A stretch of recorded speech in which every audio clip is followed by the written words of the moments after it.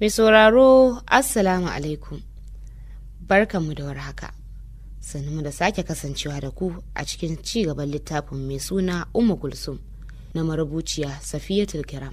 Mai sauraro, idan baka manta ba, a shirin da ya gabata mun kwana ne inda muka ji. Tarin hotuna ne mabambanta. Duk da cewa kowanne hoto mutanen jiki ɗaya ne, amma yanayin sutura da kuma wajen da aka ɗauke sa ya bambanta. A hankali wani abu ya fara taso masa mai kama da bege, kewa da kuma ƙauna. Sai dai tashi ɗaya wani abu mai ƙarfi ya taso ya danne su, wanda hakan ya sa shi miƙewa daga tsugunnan da ya yi. Har zai bar wajen, a haka ya tuna akwai Amiru a ɗakin. Dalilin da ya sanya shi dawowa ya tattara komai ya mayar muhallinsa kenan.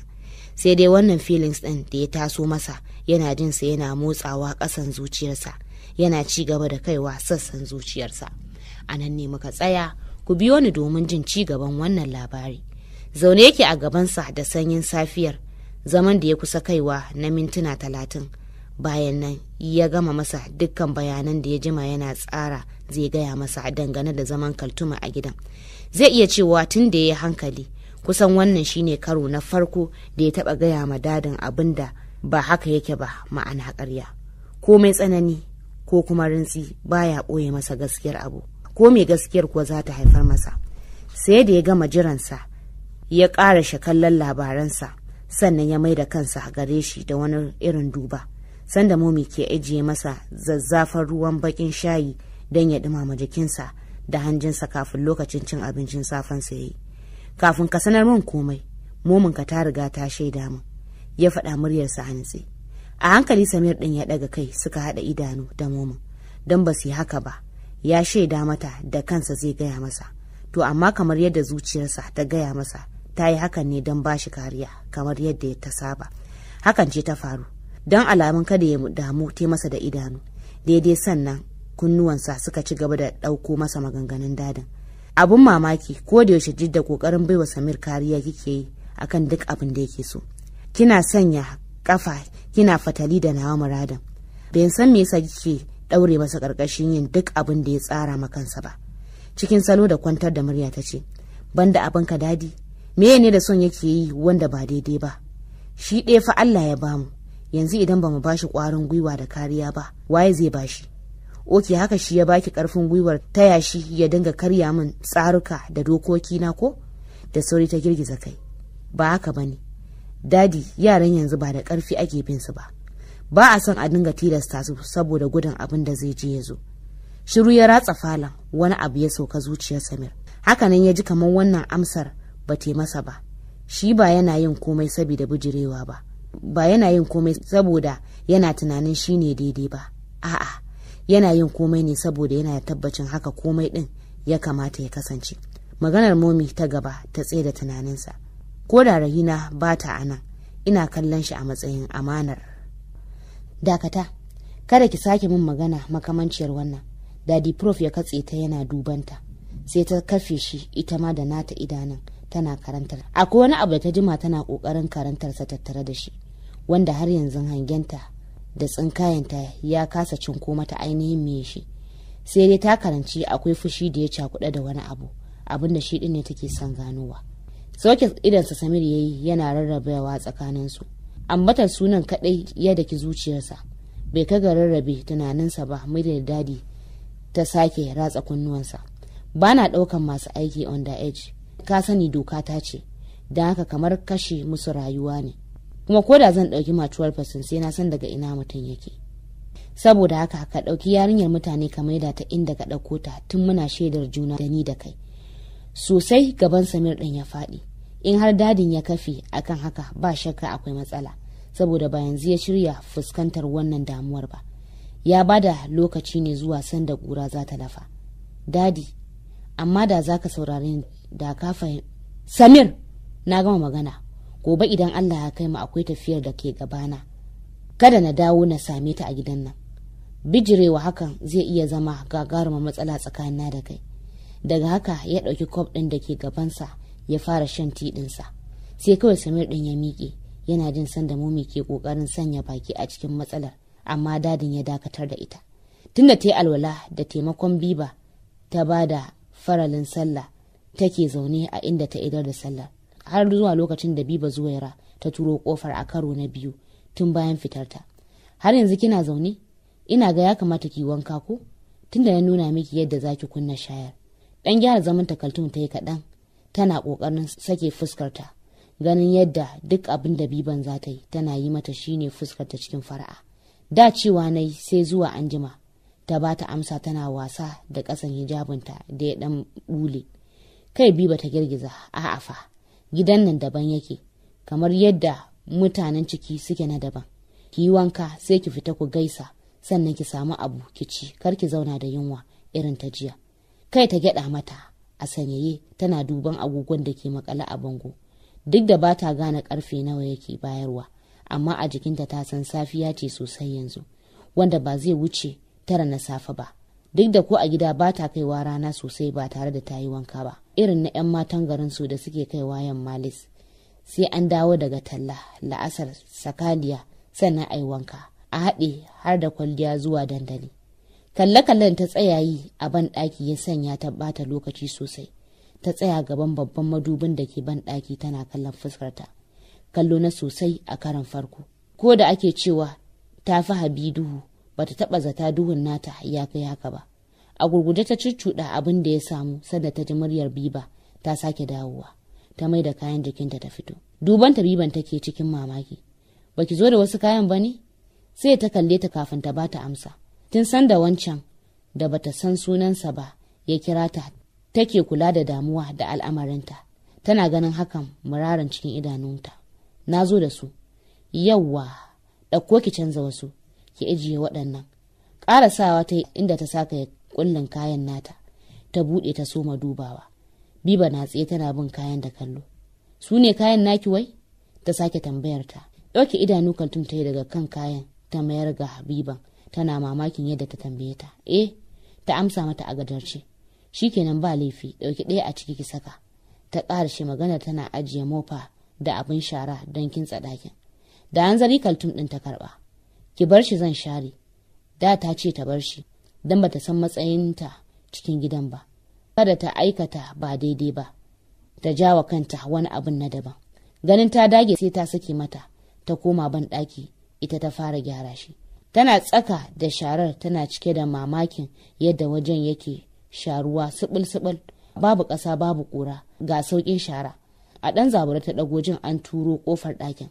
Har Jawahir da ta shigo cikin shirinta tsaf na tafiya makaranta ta ankara da hakan. Sai ta sakin mata murmushi. Yi haƙuri na tsorata ki ko?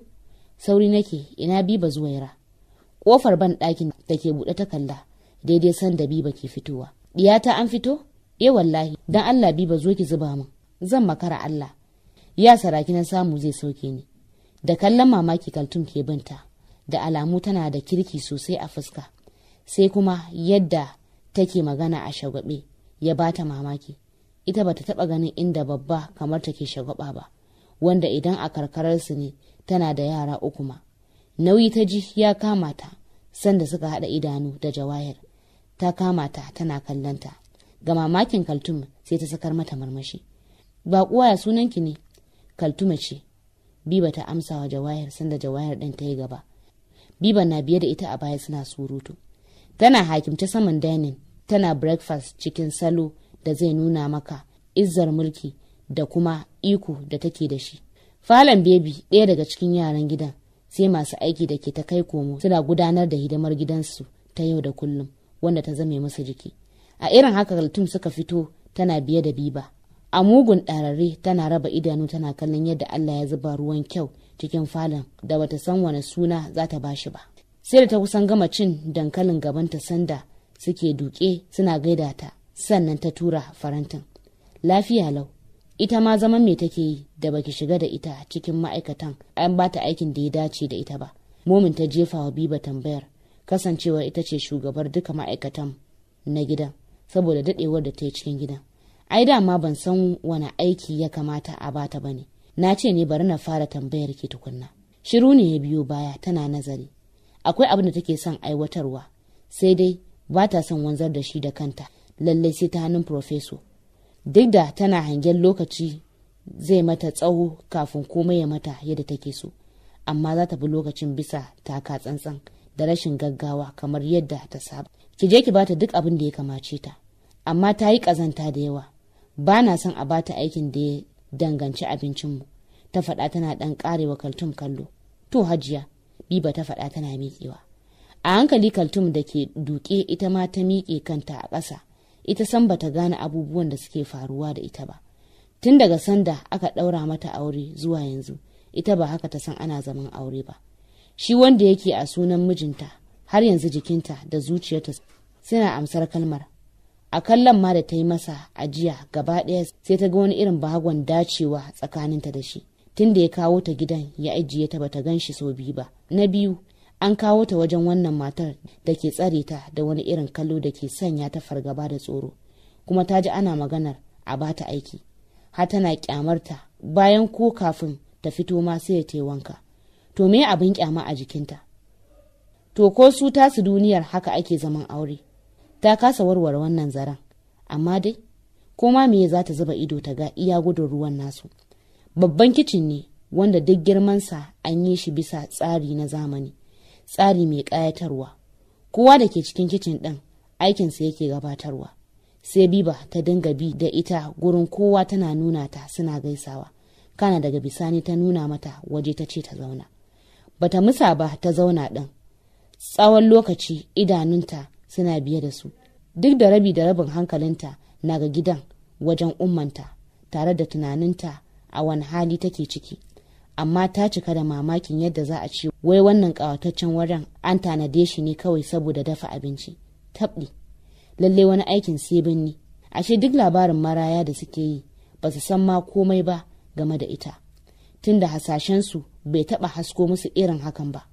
To wai shi mijin nata waye shi ne, kuma me suke yi a wannan gidan? A nan za su dawwama ko za su tafi?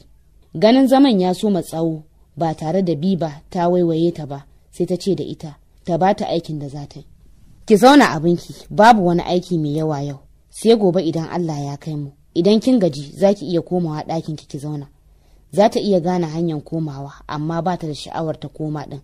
Don haka ta ci gaba da zama a wajen har zuwa lokacin da Najwa ta fito yin breakfast, ta kuma aiko cewa Biba ta kai mata kayan karin ɗakinta.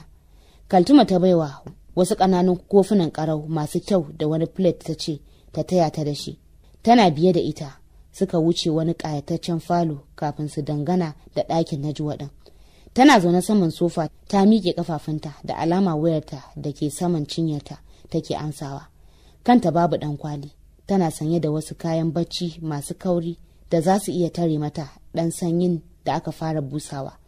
Sai gashinta da bai wuce tsayin ɗan yatsa ba, sai dai kuma a kwance yake ya sha gyara.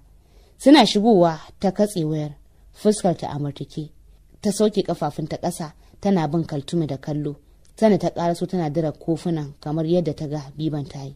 Move dalla malama, matsa na ce, ta faɗa cikin tsawa kamar za ta sanya ƙafa ta buge Kaltumi. Tsoratar da ta yi ya sa ta ja baya da sauri. Saura kaɗan kofunan da bata gama ajiyewa ba su daki ƙasa su fashe. Zuwaira meye haka ɗin? Za ki kwaso min yarinya tana wari ki shigo min da ita. Tana taɓa wa mutane kayan abinci. Kan Biba a ƙasa ta ce ki yi haƙuri. Fita ki bani waje. Kin tsaya kina ɗumama wa mutane waje. Idan ta fita ki ɗauka freshner ki fesa min. Da sauri Kaltum ta ja da baya sannan ta juya tana haɗa hanya saboda sauri ta nufi ƙofa. Tana jiyo sanda Biba ke faisa freshner ɗin. Sai ta limshe ido tana sakin ajiyar zuciya. Tana jin yadda bugun zuciyarta ke ƙaruwa saboda tsoratar da ta yi. Su waɗanne irin mutane ne waɗannan? Wace irin rayuwa ce suke? Ki yi haƙuri kin ji? Haka take ba ta da kirki. Nan mu ma kowa haƙuri yake da ita da halayenta. Biba ta gaya mata bayan fitowarta daga ɗakin. Kai ta kaɗa tana motsa labbanta a hankali. Ba komai, sai dai tana jin a zuciyarta tunda har ya tabbata haka halayyarta take. Ya zame mata dole ta nisance ta, duk da cewa ta girme ta. Hakanan yanayin sukuni da muwalati na rayuwa sun bayyana bambancin da ke tsakaninsu. To amma fa zuciyar nan tata har yanzu ita ce a kirjinta. Ba za ta juri cin mutunci da wulakanci ba, bayan ba wani abu ta aikata mata na ba daidai ba. Cikin takun da ke ƙara nuna ƙasaitarsa, hannayensa biyu soke a aljihunsa ya isa bakin babban gilashin da ya mamaye bangon yamma na ofis ɗinsa, wanda hakan yake ba shi damar hangen ilahiyar makekiyar harabar kamfanin da ma wasu sassani na unguwar. Hannu ya sa ya yaye ɗan wani abu da aka zuba daga gaban gilas ɗin mai madadin labule, yana furzar da iskar bakinsa. Idansa ya sauka kan parking lot da ke cikin motocin ma'aikata. To masu sauraro, don jin ya za su ci gaba da kasancewa sai in ce ku biyo mu a cikin shiri na gaba.